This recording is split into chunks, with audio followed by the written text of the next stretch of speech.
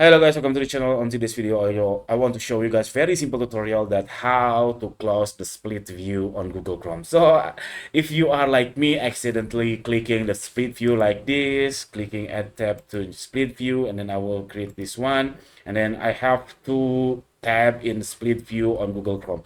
So I could find the close button on the Windows on the web page. So actually the problem is not from the web page, but from the Google Chrome. So what you have to do, you click on this one, on this button, you click, just right click, and then, or you just, the left click, and then you can close left view, or you can close right view, or you can reverse views, which is switching the right and the left. And also you can click on here and click the right click, and then you can arrange split view, you can click separate views, or you can close right, close left, and so on. So that's it. So if you find on the front page here that obviously it's supposed to be here, the close button, but it doesn't.